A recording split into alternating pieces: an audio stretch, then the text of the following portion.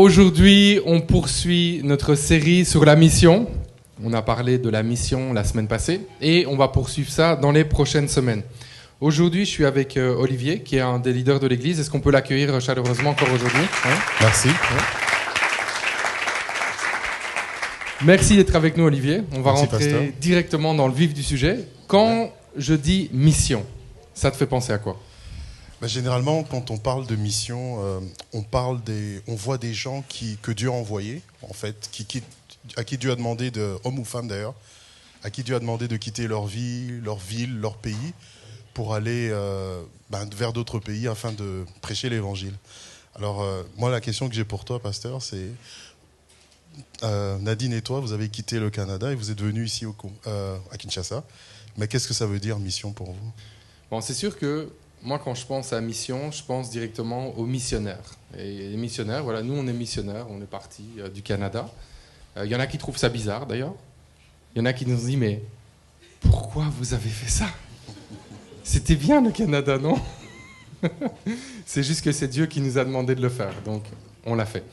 Et c'est la première chose qui me vient en tête. Quand je pense à la mission, je dis, OK, il y a des gens que Dieu va envoyer, ils partent d'un pays, ils vont aller dans un autre. Mais la mission, c'est sûr qu'il faut comprendre que ça ne concerne pas juste les gens que Dieu va prendre dans un pays pour les envoyer dans un autre. La mission, ça concerne 100% des chrétiens. Donc, si tu te dis chrétien, tu es en mission.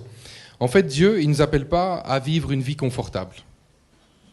Si quelqu'un avait pensé qu'être chrétien, c'était mener une vie confortable, ben c'est pas du tout ça. C'est pas du tout ça. On est en mission partout où on passe. 24 heures sur 24, 7 jours sur 7. On est en mission au travail. On est en mission dans notre famille également. On est en mission partout où on passe. Et cet ordre de mission, parce que c'est un ordre en fait, c'est pas une suggestion, c'est un ordre qui vient de Jésus lui-même. On va lire ensemble dans Matthieu 28, 19. Allez donc dans le monde entier, faites des disciples parmi tous les peuples. Baptisez-les au nom du Père, du Fils et du Saint-Esprit et enseignez-leur à obéir à tout ce que je vous ai prescrit. Et on a un petit encouragement à la fin. Et voici, je suis moi-même avec vous tous les jours, nous dit Jésus, jusqu'à la fin du monde. Amen.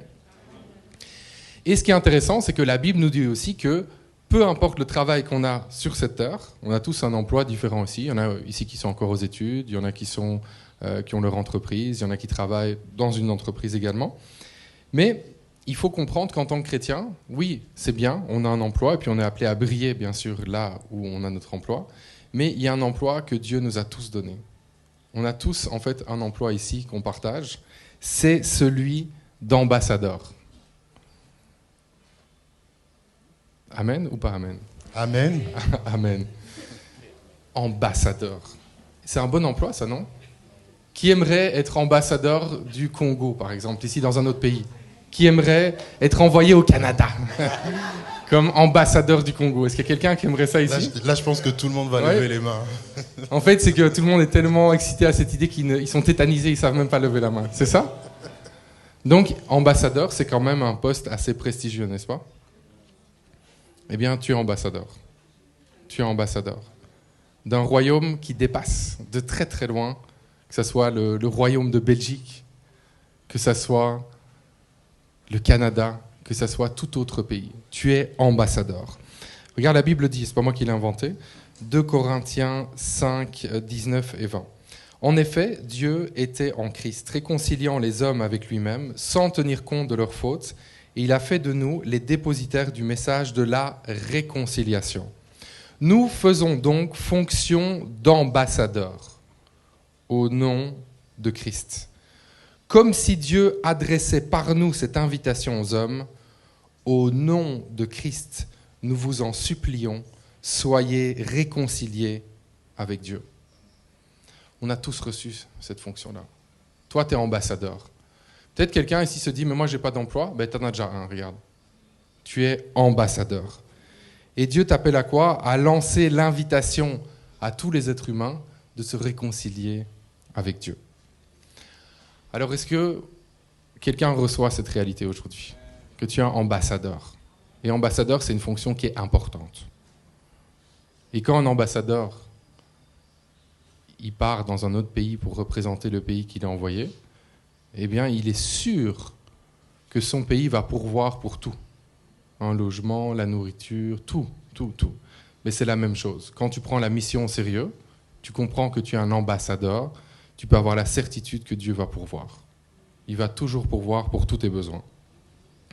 Donc Olivier, on a dit, bon, voilà, il faut être en mission, on comprend, on doit être en mission partout. Là où Dieu nous place, on doit être en mission. Mais concrètement, ça veut dire quoi ? Donc, ce serait quoi les conseils que tu pourrais donner à quelqu'un qui est là, qui dit, OK, bon, moi je comprends, je suis ambassadeur, mais allez, concrètement, qu'est-ce qu'il faut faire ? La première chose que j'aimerais dire, c'est qu'on est ambassadeur, mais la Bible dit que personne ne part à la guerre par ses propres moyens. Donc, c'est-à-dire, si un pays t'envoie comme ambassadeur, comme vous venez de le dire, il nous équipe. Alors, j'aimerais qu'on puisse lire Actes chapitre 1. Alors, Actes chapitre 1 au verset 8. Je pense que tout le monde connaît. La semaine dernière, on en a parlé. Il dit, mais vous recevrez une puissance. Donc, le Seigneur Jésus est en train d'envoyer ses disciples. Il dit, mais vous recevrez une puissance. Le Saint-Esprit survenant sur vous, et vous serez mes témoins. Vous serez mes ambassadeurs, pour reprendre ton terme, à Jérusalem, dans toute la Judée, dans la Samarie, et jusqu'aux extrémités de la terre.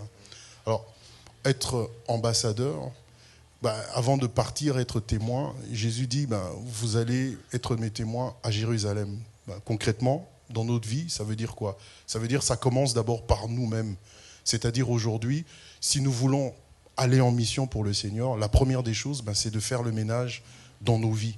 C'est de regarder un peu nous-mêmes. Nous serons les témoins de Jésus. C'est-à-dire nous allons témoigner, parler de Jésus. Mettre ta vie en ordre, faire le ménage. T'assurer que tout ce que tu fais, tout ce que tu es, c'est pour Jésus. Tu es son témoin. Quand tu témoignes, c'est-à-dire tu dis ce que Dieu a fait pour toi. Tu parles aux gens de ce que Dieu a fait pour toi. Donc tu dois d'abord commencer par toi-même. C'est-à-dire tu dois d'abord regarder toi-même ta vie, mettre ta vie en ordre, faire le ménage. Ensuite, la Bible dit quoi ? La Bible dit que tu vas aller en Judée. C'est-à-dire, pour ceux qui connaissent un peu la carte, Jérusalem se trouve dans la Judée, n'est-ce pas ? Donc ça veut dire quoi ? Chacun d'entre nous est né dans une famille. Donc tu commences et les premières personnes avec qui tu vas parler de cette fonction d'ambassadeur, de ce message de réconciliation, c'est ta famille. Mais comment tu le fais ? Ils verront, ce seront les premières personnes qui vont voir ce que Dieu a fait pour toi. Olivier, il était colérique. Mais quand on le voit maintenant, il y a quelque chose qui a changé. Avant, on lui disait quelque chose, il avait l'habitude de s'emporter. Mais aujourd'hui, il ne s'emporte plus. Il y a quelque chose de différent. Il y a quelque chose qui a changé en lui. Je témoigne Jésus. Je parle de lui. J'ai fait le ménage dans ma vie. Maintenant, les gens qui sont autour de moi, les gens qui me connaissent, ma famille, la Judée, ils regardent, ils remarquent que non, j'ai changé. Il y a quelque chose de différent. Qu'est-ce qui s'est passé ? J'ai rencontré Jésus. Et puis ensuite, à partir de là, c'est la Samarie qui est à côté. C'est dans ton travail. C'est avec les gens avec qui tes amis, tes frères, que tu côtoies. C'est là où maintenant qu'ils commencent à voir que tu es une personne différente. Et puis à partir de là, quand tu auras fini, voilà, tu peux aller aux extrémités de la terre. Donc le conseil que moi je donne, c'est de vivre pour Jésus. Moi j'aime bien cette phrase. C'est vraiment la phrase que le Seigneur m'a donnée pour cette année, pour moi. Il dit, Jésus est mort pour tous dans 2 Corinthiens, chapitre 5 d'ailleurs, un peu avant le passage que tu as lu. Il dit, Jésus est mort pour tous, afin que ceux qui vivent ne vivent plus pour eux, mais vivent pour celui qui est mort et ressuscité pour eux. Vous voyez ? Donc, on a besoin de vivre pour Jésus. Cette fonction d'ambassadeur, c'est vivre. Nous sommes une épître vivante que le Seigneur écrit. Amen. Attendez, je regarde mes notes, vous m'excuserez. Parfois, on a l'habitude de s'emporter, de parler. Quand on parle de Jésus, voilà. On peut passer des heures et des heures, tellement c'est une vie pour nous, quoi. Alors, moi j'aimerais, pasteur, te poser une question. Est-ce que tu peux partager une histoire ou un moment où tu as été en mission, particulièrement dans ta famille, et ce que Dieu a pu faire pour toi ? Oui, tout à fait. Donc, je vais mettre un peu la table avant de vous raconter l'histoire pour que vous puissiez comprendre un peu ma famille. Ma famille, ils ne sont pas chrétiens. Donc déjà, ça vous donne une idée de l'atmosphère qu'il y a dans la famille. Ce n'est pas toujours facile. D'ailleurs, même quand ils sont chrétiens, c'est pas toujours facile, n'est-ce pas? La famille, c'est un sujet compliqué. Donc, moi, j'ai pas grandi dans l'église. À un moment, ouais, Dieu m'a clairement rencontré, puis j'ai donné ma vie à Jésus. Donc là, c'est sûr qu'il y a eu beaucoup de changements. J'ai eu un zèle pour le service, rapidement.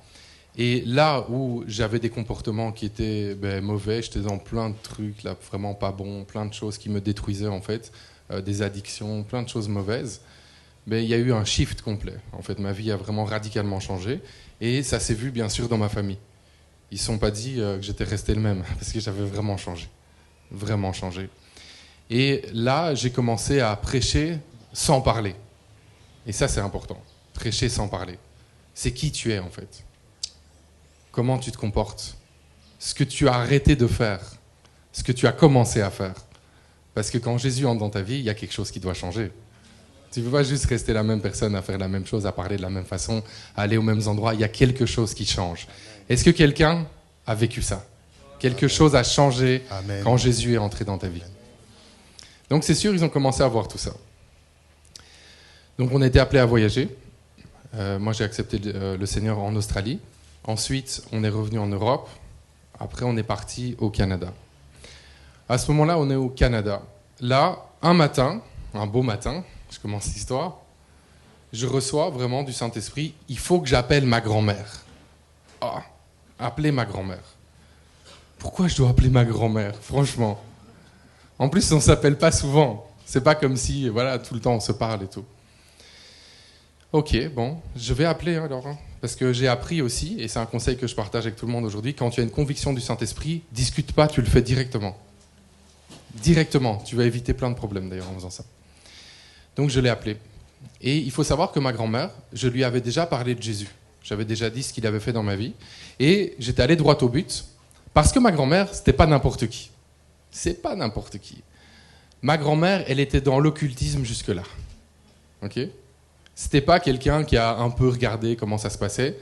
C'est quelqu'un qui était dans les hautes sphères de l'occultisme. Alors là, pour vous, c'est peut-être bizarre, ici à Kinshasa, parce que vous pensez que les Occidentaux, les Blancs, ils sont pas dans l'occultisme. Mais il y en a plein qui sont là-dedans. Mais c'est juste qu'ils se cachent. Ils se cachent bien. Et personne n'est au courant. Mais il y en a beaucoup qui sont là-dedans. Et je lui avais expliqué Jésus ce qu'il a fait dans ma vie. Et j'avais dit, en fait, regarde, c'est pas compliqué du tout. Il faut juste que tu donnes ta vie à Jésus. Et elle m'avait répondu, j'oublierai jamais de ma vie, elle m'avait dit, moi, je ne donne ma vie à personne.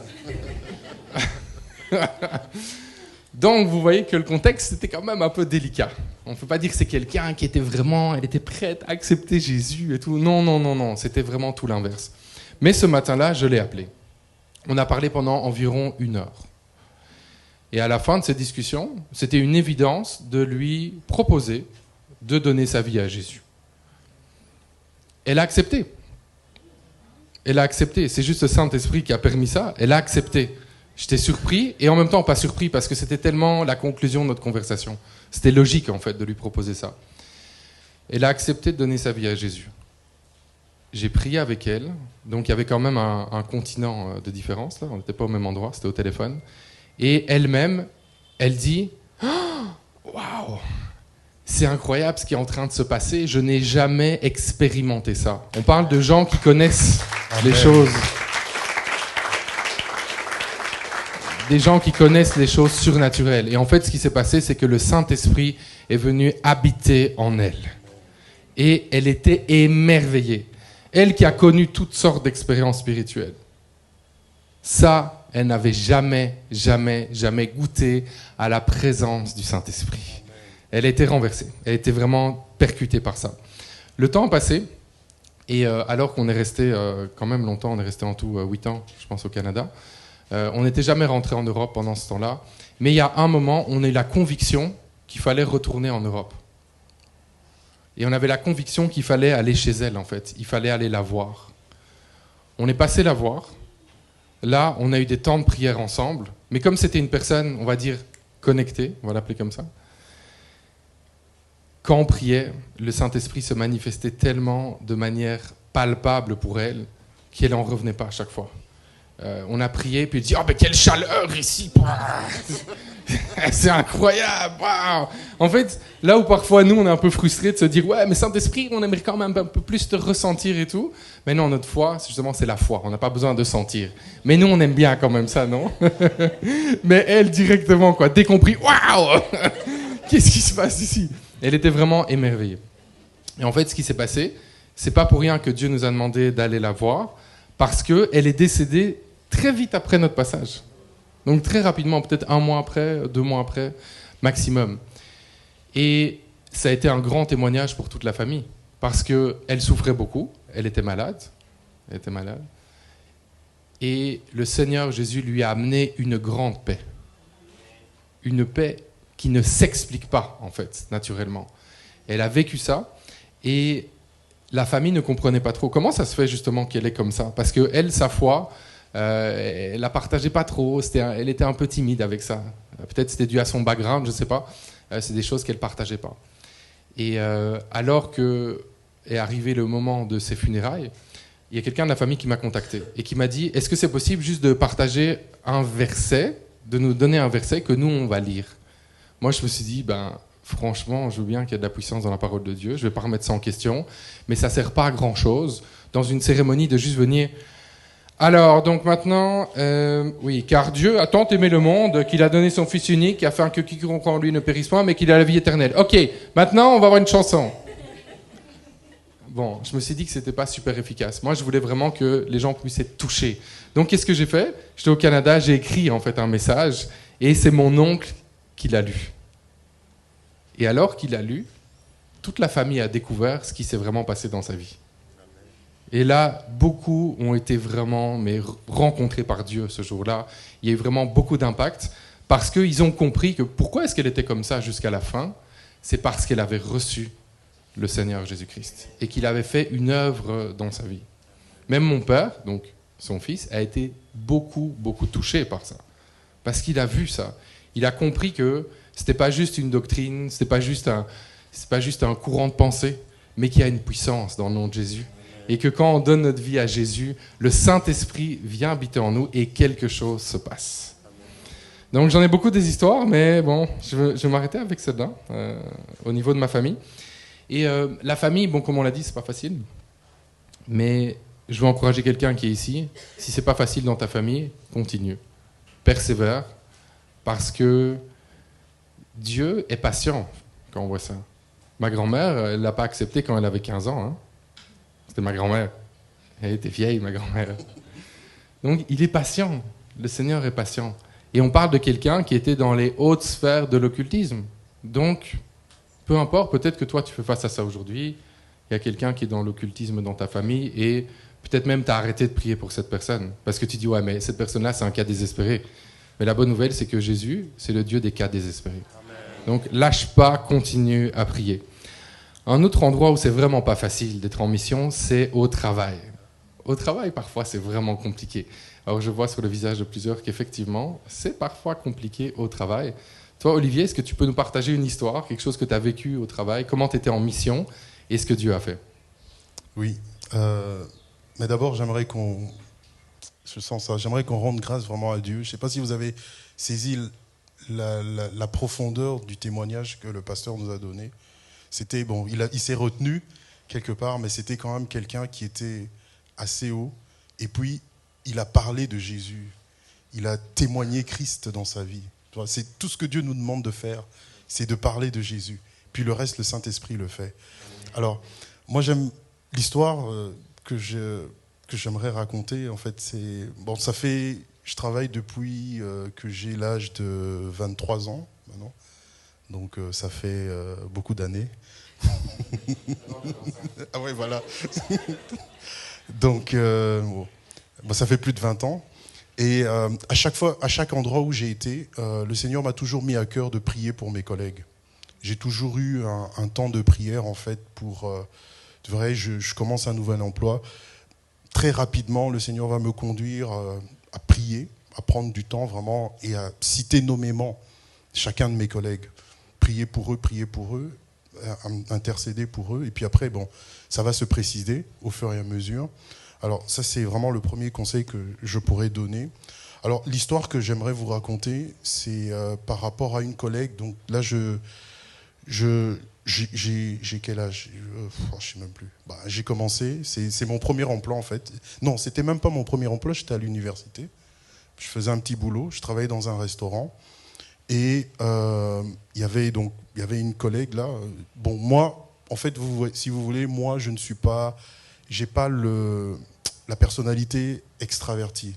Donc, je suis pas quelqu'un qui va aller. Ah, est-ce que tu connais Jésus? Est-ce que ceci? Enfin, non, c'est un peu difficile. Je suis pas Cospiel qui va aller dans les métros, voilà, prêcher tout ça. Non, moi, c'est plutôt ce que le Seigneur m'a conduit à faire, c'est plutôt de vivre la vie.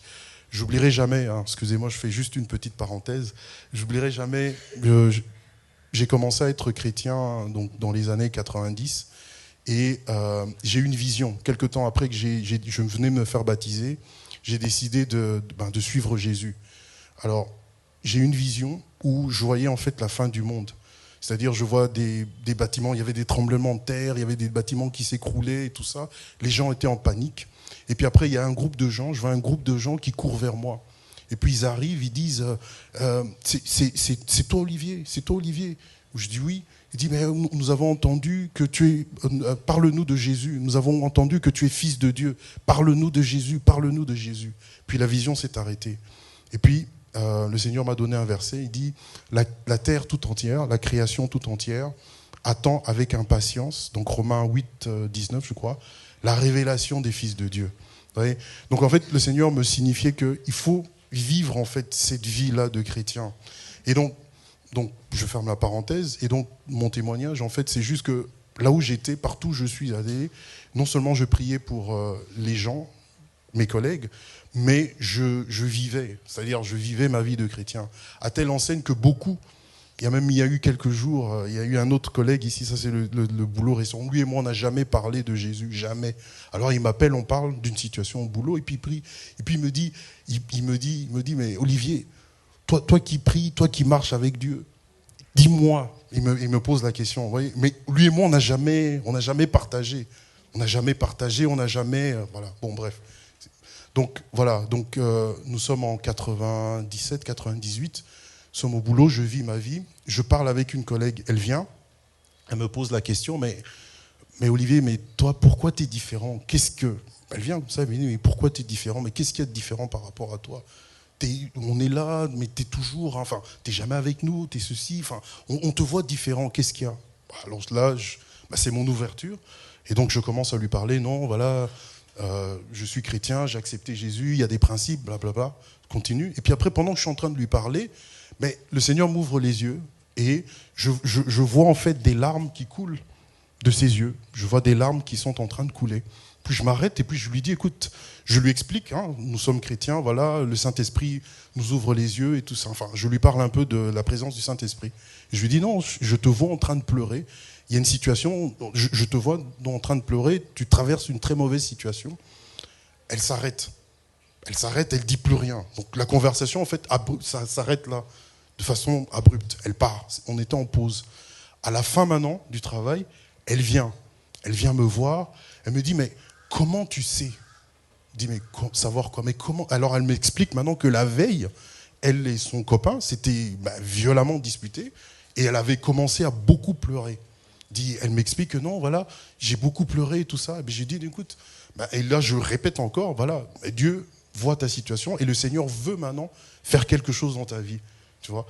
Alors, on est parti. Là, elle décide, à ce temps-là, comme j'habitais pas très loin du boulot, je marchais. Elle me dit, mais viens avec moi et tout ça, je vais te raccompagner. Donc on entre dans la voiture et à la fin, on arrive, je lui dis, écoute, moi, je suis un homme, donc je suis limité par ce que je connais. Il y a des fois, Dieu m'ouvre les yeux, mais la meilleure chose que tu puisses faire, c'est de rencontrer ce Jésus-là que moi je connais, qui pourra maintenant être la solution par rapport à ce que tu es en train de vivre. Et donc là, je lui dis, est-ce que je peux prier pour toi? Je dis, ok, ça va. Là, je prie pour elle. Je prie, et puis je lui dis, mais il faut accepter Jésus. Ah, mais je ne suis pas prêt, tout ça.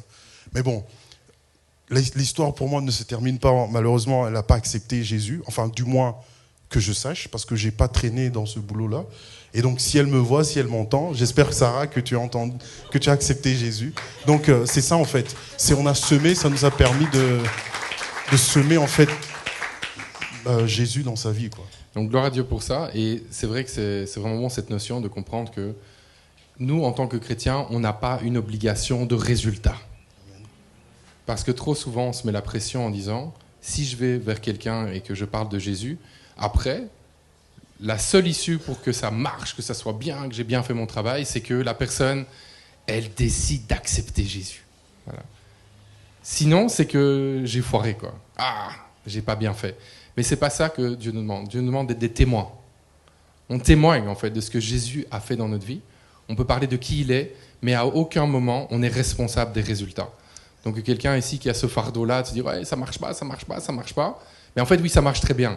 À partir du moment où tu témoignes et que tu parles de Jésus, mais tu laisses le Saint-Esprit faire ce que uniquement lui peut faire, c'est-à-dire convaincre les cœurs des gens.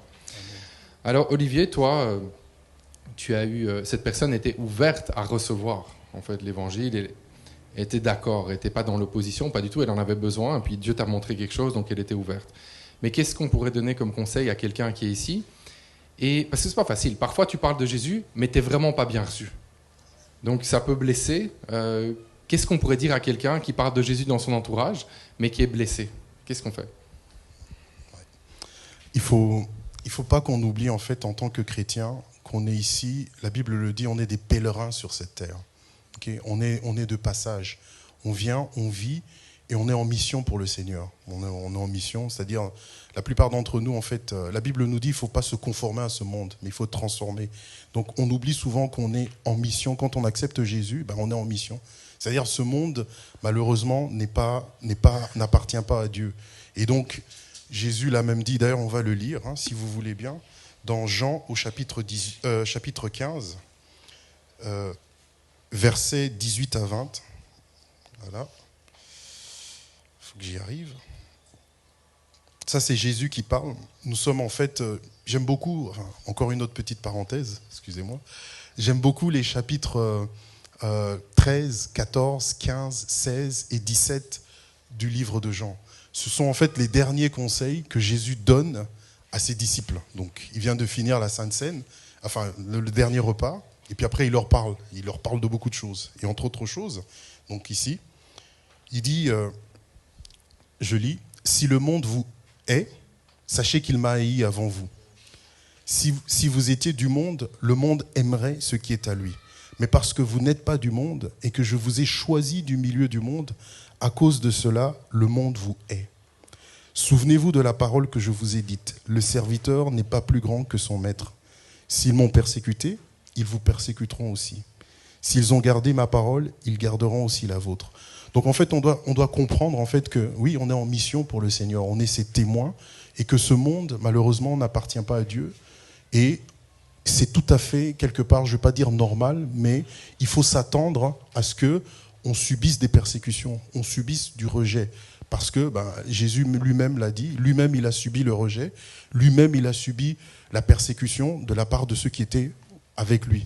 Et donc, le maître, le serviteur n'étant pas plus grand que son maître, nous aussi, nous devons nous attendre à ce que aussi les gens nous rejettent et aussi les gens nous persécutent. Mais ça ne devrait pas, en fait, nous décourager. Nous devrions continuer. Comme tu l'as dit, pasteur, nous sommes des témoins. Nous sommes des gens qui sont là. Tout ce qu'il nous faut, en fait, c'est témoigner, parler de Jésus, dire ce qu'il a fait pour nous en parole, mais particulièrement en action. C'est-à-dire, il doit voir que nous vivons différemment. Jésus le dit, nous ne sommes pas de ce monde. Si nous étions de ce monde, donc si nous étions des gens de ce monde, le monde nous aimerait. Mais puisque nous ne sommes pas de ce monde, donc il faut que nous nous attendions à ce que, nous soyons persécutés. Et puis j'aimerais rebondir encore juste dans la continuation. Nous pouvons lire dans Actes. En fait, non seulement nous devons nous attendre à ce que on soit persécuté, mais nous devons en tirer de la joie. On va lire ça dans Actes au chapitre 5, verset 41. Là, nous sommes, donc l'église de Jérusalem vient de nouvellement commencer, à peu près 2 ans, nous sommes 2 ans à peu près, d'après les docteurs de la théologie. Alors, les apôtres sont persécutés. Il y a une persécution qui vient. Pierre et Jean ont fait un miracle. Ils ont commencé à prêcher. L'homme qui était à la portique, j'ai oublié le nom, Salomon, je crois. Et puis après, ils ont commencé à prêcher. D'autres personnes se sont joints à eux. Ça a créé de la panique au niveau des chefs religieux qui ont commencé maintenant à persécuter les apôtres. Alors, au verset 41, donc Actes chapitre 4, verset 41, dit « Les apôtres se retirèrent de devant le Sanhédrin ». Donc, ils ont été convoqués devant les religieux. Et puis, ils disent, la Bible dit « Joyeux d'avoir été jugés dignes de subir des outrages pour le nom de Jésus ». Ils se sont réjouis parce qu'ils ont subi leur témoignage de Jésus à rencontrer l'opposition. Et donc, ils sont contents parce que Dieu les a jugés dignes de prêcher. Et donc, ça devrait être le sentiment qui devrait nous animer, en sachant que Dieu est avec nous, que le Seigneur marche avec nous, et que c'est pour nous un privilège de parler de Jésus. Moi, je considère ceci comme étant une joie que d'être là, et puis de témoigner devant vous tous que Jésus est mon Seigneur et mon Sauveur, et je marche dans ses voies. Amen. Ah, c'est mon tour. Ok. Bon, voilà. Donc, moi, je viens de partager par rapport à l'oppression. Mais pasteur, qu'est-ce que tu pourrais, toi, dire d'une personne à une personne qui est oppressée, persécutée, menacée ou même agressée à cause de sa foi en Jésus? Ok, plusieurs choses. Donc, si toi, tu es dans cette position-là, c'est possible. Peut-être que tu es, comme disait Olivier, oppressé. Peut-être que, en fait, tu es agressé, peut-être verbalement, peut-être même physiquement, parce que tu as décidé de suivre Jésus. Mais première chose que j'ai à te dire, c'est que c'est normal qu'il y ait un combat. Olivier a commencé à en parler. C'est normal. Il y a une opposition entre deux royaumes. Il faut connaître et comprendre quand même ce qui se passe. Il n'y a pas que le monde visible, il y a le monde invisible. Donc il y a deux royaumes qui sont diamétralement opposés. Et c'est la guerre.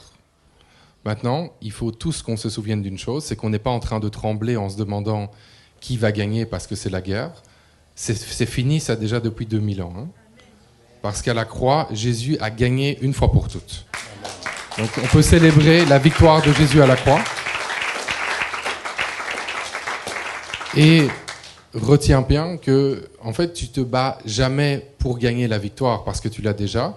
Tu te bats à partir de la victoire de Jésus pour étendre Amen. Le royaume de Dieu sur terre. Amen. C'est très important de le comprendre.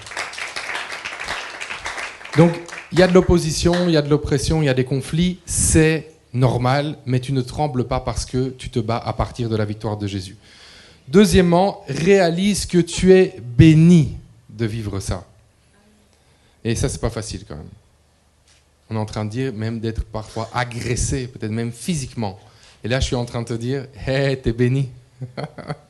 Tu es béni. Ok, on va lire la Bible ensemble, puis on va surtout essayer de comprendre ça parce que c'est un peu bizarre ce que je dis. Donc, Matthieu 5, 11 et 12. Heureux serez-vous lorsqu'on vous outragera, qu'on vous persécutera et qu'on dira faussement de vous toutes sortes de mal à cause de moi, dit Jésus. Réjouissez-vous et soyez dans l'allégresse parce que votre récompense sera grande dans les cieux. Car c'est ainsi qu'on a persécuté les prophètes qui ont été avant vous. Luc 6, 22. Heureux, de nouveau heureux, on va pas d'être heureux. Heureux serez-vous lorsque les hommes vous haïront, lorsqu'on vous chassera, vous outragera et qu'on rejettera votre nom comme infâme à cause du Fils de l'homme. On continue, 1 Pierre 4, 14. Si vous êtes outragés pour le nom de Christ, vous êtes heureux. Parce que l'Esprit de gloire, l'Esprit de Dieu repose sur vous. Donc la Bible nous dit clairement que nous sommes heureux de souffrir quand la cause de cette souffrance vient du fait qu'on a placé notre foi en Jésus-Christ. Mais là tu te dis, attends. Donc tu es en train de me dire que je dois ressentir un grand plaisir parce que je me fais taper dessus ou je me fais insulter parce que j'ai décidé de suivre Jésus. C'est bizarre. Donc si tu dis que c'est bizarre, mais moi je suis d'accord avec toi, parce que c'est vraiment bizarre. Donc la Bible, il faut toujours essayer de comprendre, il faut essayer de creuser, il faut essayer de voir aussi les textes, parce que ça n'a pas été écrit en français, comme vous le savez. Et quand on analyse le mot heureux, on voit que à la base, donc c'était un mot grec. C'est le mot, pour ceux qui veulent aller faire des recherches approfondies, c'est makarioi. Et dans ce contexte, heureux, ça ne veut pas dire ressentir un grand plaisir. C'est pas ça du tout que ça veut dire. En fait, heureux, ça veut dire, et Olivier en a parlé tout à l'heure, c'est être grandement privilégié. Heureux dans le sens d'être béni. Et en fait, quand on voit la Bible dans son ensemble, voici ce que la Bible nous enseigne. Béni ou heureux est celui qui place sa confiance en Dieu. Amen. Heureux, béni est celui qui s'attend à Dieu. Amen. Béni est celui qui aime Dieu, mais aussi béni est celui qui souffre pour Dieu. Tu souffres pour Dieu pour l'instant, c'est un privilège. Je ne dis pas que ça te procure la grosse joie, ah, génial, je suis en train de me faire persécuter, mais sache que c'est un privilège en tant qu'enfant de Dieu. Et Dieu est avec toi dans cette souffrance. Troisième chose à faire lorsqu'on subit de la persécution, ce qui est important, c'est de réagir comme un enfant de Dieu. En tant que chrétien, on est appelé à vivre à contre-courant.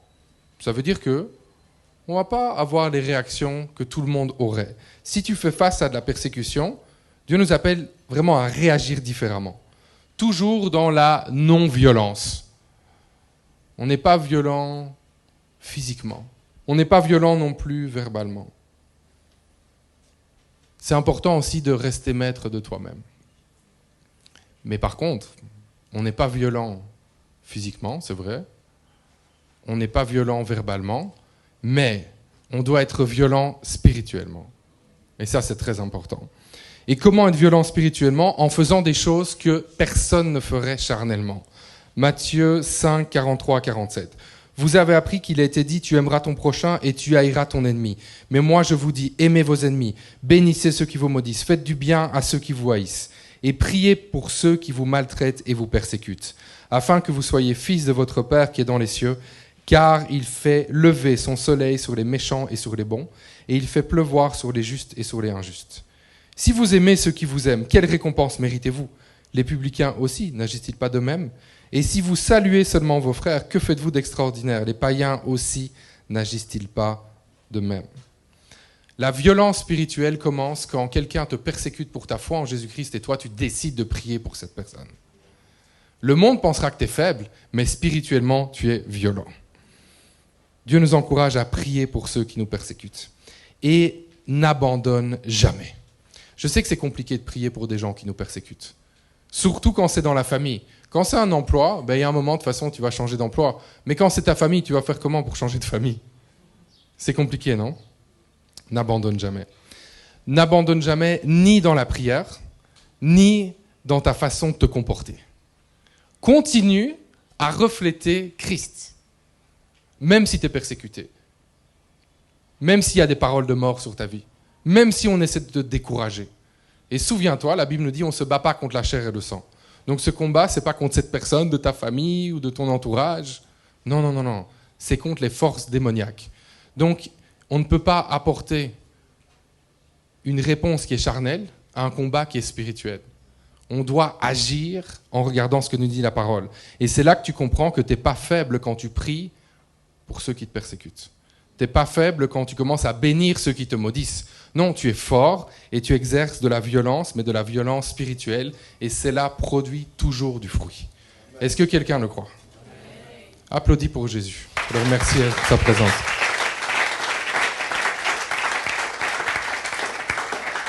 Continue, ne te lasse pas. Continue dans la prière, continue à manifester une bonne attitude. On voit Galates 6,9. Ne nous lassons pas de faire le bien. Ne nous lassons pas de faire le bien. Car nous moissonnerons au temps convenable, si nous ne nous relâchons pas. Alors, je veux ajouter quelque chose par rapport à tout ce que je viens de dire, je pense que c'est assez important. C'est que si tu es persécuté dans ta famille, au travail, ou peu importe le lieu, si ça devient dangereux pour ta santé mentale, si ça devient dangereux pour ta santé physique, pars, fuis, reste pas là. Reste pas là. Et sache que Dieu est là. Sache qu'il est avec toi. Je m'adresse à quelqu'un qui est ici, qui est vraiment persécuté, c'est très dur dans ta famille. Dieu est avec toi. Dieu est avec toi. Il va t'accompagner. Il va tracer un chemin. Et nous, en tant qu'Église, on est une famille. Donc si toi, tu vis quelque chose de très difficile, viens nous voir après. Dis-nous. Si quelqu'un est violent avec toi, si on t'oppresse dans ta famille, viens. On va en parler. On va prier avec toi et on va essayer de trouver des solutions. Sache que tu n'es pas seul dans ta souffrance. Non seulement Dieu est là, mais l'Église doit être là. Amen. Peut-être que toi-même, tu connais quelqu'un qui n'est pas ici, qui vit ça. Mais amène la personne la semaine prochaine. Qu'elle vienne nous parler. Dieu va tracer un chemin pour ces gens-là. Il n'y a personne qui va se dire, moi je place ma foi en Jésus-Christ et qui est appelé à souffrir en silence et à juste subir en fait les attaques de l'ennemi. Non, on est l'Église, on se lève ensemble et par la puissance du Saint-Esprit, ça va changer dans ta situation. Je le crois et je veux vraiment le déclarer dans le nom de Jésus. Acclame le Seigneur avec moi.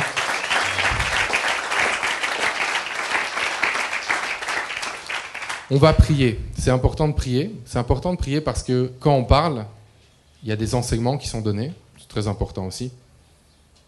Quand on prie, il se passe toujours quelque chose. En tout cas, ça dépend de l'attitude avec laquelle on prie. Mais nous, quand on prie, on veut toujours s'attendre à ce qu'il se passe quelque chose. Alors, on va commencer en prière pour tous ceux qui sont persécutés ici, ceux qui nous suivent en ligne.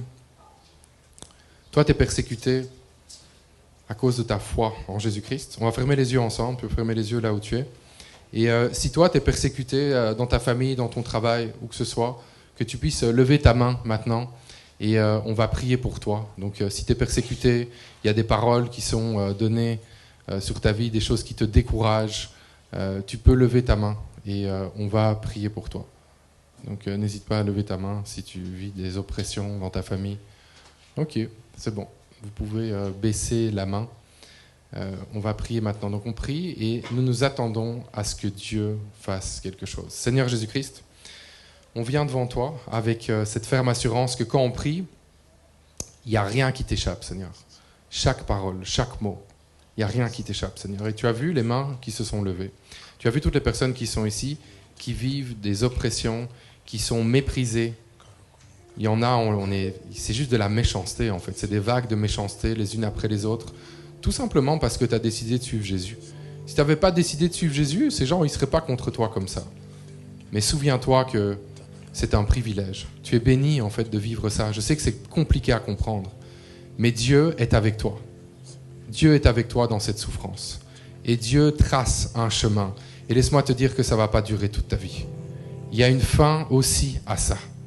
Il y a une fin à ça. Je prie que le Seigneur Jésus-Christ te donne la force. Une force que tu n'avais pas jusque maintenant. Il t'équipe, il te donne une force nouvelle, que tu prennes conscience que le Saint-Esprit est avec toi. Le Saint-Esprit est avec toi, le Saint-Esprit vit en toi. Tu as la capacité de faire face à n'importe quelle oppression. Tu es plus fort que ça, tu es plus forte que ça. Sache-le, le Saint-Esprit vit en toi. Il te conduit, il te guide, il guérit ton cœur aussi. Je prie pour des cœurs guéris maintenant dans le nom de Jésus-Christ. Là où il y avait eu tellement de méchanceté répandue sur ta vie. Tu es conscient que c'est pas toi en fait. C'est pas toi, il y a une révélation maintenant, c'est pas toi. C'est pas toi qui étais visé, c'était Jésus-Christ. Et comme tu es ambassadeur, c'est à toi qu'on a parlé. Mais c'est pas toi qu'on visait. Alors tu reçois maintenant cette réalité et que le Saint-Esprit puisse guérir ton cœur. Merci Saint-Esprit, parce que tu viens guérir des cœurs. Merci Saint-Esprit, parce qu'il y en avait qui étaient démoralisés. Et maintenant, Seigneur, tu viens leur donner la confiance, l'assurance que tu es là, que tu es avec eux, Seigneur. Tu les accompagnes et je prie, Seigneur, pour encore plus de courage, encore plus d'audace, pour vivre pour Jésus-Christ. Que peu importe les menaces, peu importe les paroles de mort qui sont prononcées, il n'y en a aucune qui vont t'arrêter parce que le Saint-Esprit est avec toi, le Saint-Esprit te conduit, le Saint-Esprit te donne la force d'affronter toutes les épreuves. Et sache que tu fais la bonne chose, c'est bien ce que tu fais. Continue de vivre pour Jésus. C'est la meilleure chose que tu peux faire. C'est la meilleure chose que tu peux faire. Je le crois et je le prie dans le nom de Jésus-Christ. Et maintenant, ensemble avec Olivier, on va prier. On va prier pour toutes les personnes qui sont ici. On peut garder les yeux fermés. Toi, tu as entendu ce partage aujourd'hui et tu dis, moi, je décide de me mettre en mission pour Jésus. Si c'est ton cas, aujourd'hui, tu dis, je décide de vivre vraiment pour Jésus. Je veux vivre une vie qui est différente. Je veux témoigner de ce que Jésus a fait dans ma vie, dans ma famille, à mon travail. Si c'est ton cas, tu peux lever la main maintenant là où tu es. Lève ta main maintenant là où tu es. Si tu dis, moi, je prends la décision aujourd'hui. J'arrête de jouer aujourd'hui. Je décide de vivre pour Jésus-Christ. Si c'est ton cas, tu peux lever ta main maintenant là où tu es. Ok, tu peux baisser la main là où tu es et Olivier va prier pour toi. Éternel Dieu, je veux bénir ton nom, Seigneur. Je veux te louer, Seigneur. Lorsque le Seigneur Jésus était sur la terre, il a prié pour nous, Père. Il a prié pour pour ses disciples, il a prié pour ceux qu'il enverrait, c'est-à-dire nous, ceux qui croiraient à travers eux. Père, il a dit, Seigneur, il a dit, Père, que nous sommes ses envoyés. Aujourd'hui, Père, tu as vu les mains qui se sont levées ce matin. Tu as vu le cœur de ceux dont, Seigneur mon Dieu, qui ont eu cette envie de lever cette main-là pour pouvoir, Seigneur mon Dieu, devenir des témoins. Comme la parole le dit, Seigneur mon Dieu, vous recevrez une puissance, le Saint-Esprit survenant sur eux, Seigneur. Je prie, Seigneur, que le Saint-Esprit descende, Seigneur, ce matin sur eux, sur nous tous, Père. Sur nous tous, Seigneur, parce que nous sommes tous appelés, Seigneur, à être tes témoins, Seigneur. Que l'Esprit de Dieu descende, Seigneur, et nous donne cette force, cette dynamisme, Seigneur, mon Dieu, pour aller, cette assurance, Seigneur, pour prêcher, pour parler de toi, Seigneur, pour vivre cette vie, Seigneur, cette vie, que nous devenions, Seigneur, mon Dieu, des ambassadeurs, Seigneur, mon Dieu, de Jésus. Que ce matin, Seigneur, que chacun d'entre nous, particulièrement ceux qui ont cette envie, ceux qui ont levé les mains, Seigneur, deviennent des ambassadeurs pour toi. Père, je prie, Seigneur, mon Dieu, comme les apôtres, Seigneur, mon Dieu, ont prié. Je prie, Seigneur, qu'à travers nous, à travers la parole, Seigneur, mon Dieu, que beaucoup se convertissent, Seigneur, Dieu des armées. Que beaucoup soient touchés. Que nous soyons des instruments, Seigneur, mon Dieu, pour que ta gloire puisse se répandre dans cette vie, Seigneur. Seigneur, la Bible dit, Seigneur, mon Dieu, que les ténèbres nous entourent. Seigneur, que nous soyons cette lumière, Seigneur, qui brille dans les ténèbres, Seigneur Dieu. Que chacun d'entre nous puisse être, Seigneur, cette lumière vers laquelle, Seigneur, mon Dieu, ceux qui sont perdus, ceux, Seigneur, mon Dieu, qui ne savent où aller, puissent venir à toi, Seigneur Dieu des armées. Je le prie, je le demande, au nom de Jésus. Alléluia.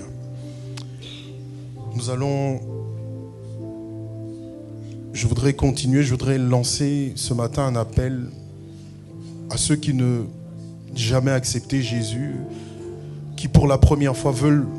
Vous avez entendu que nous avons, le pasteur et moi, témoigné de ce que Jésus a fait dans nos vies. Et tu te dis ce matin que j'aimerais moi aussi que Jésus fasse quelque chose dans ma vie. J'aimerais moi aussi que Jésus puisse m'utiliser aussi. Avant que il puisse t'utiliser, tu dois être à lui. Le monde, tu dois quitter le monde et tu dois lui appartenir. Alors ce matin, j'aimerais inviter, si ce matin tu ressens ce besoin d'accepter Jésus pour la première fois, tu lèves la main. Tu lèves la main et je vais prier. Nous allons prier ensemble, la congrégation. Même les personnes qui sont en ligne, si c'est la première fois, je pense qu'il faut écrire Jésus en commentaire. Si tu veux recevoir Jésus comme Seigneur et Sauveur, que Jésus, comme on l'a chanté tout à l'heure, que Jésus devienne ton ami, qu'il devienne ton ami, qu'il t'assiste, écris Jésus en commentaire, ou si tu es ici présent, lève ta main et nous allons prier. Amen. Amen. Éternel Dieu. Après Olivier, il va nous conduire en prière. Répète après lui, et ça va être ta façon de dire à Jésus que tu abandonnes ta vie à lui. La parole dit, si tu confesses de ta bouche Jésus et que tu crois dans ton cœur que Dieu l'a ressuscité des morts, tu seras sauvé. Alors répète après moi, Jésus, je confesse que tu es Seigneur et Sauveur. Je crois dans mon cœur que Dieu t'a ressuscité des morts, qu'il t'a ressuscité pour mes péchés, afin que je puisse devenir libre aujourd'hui.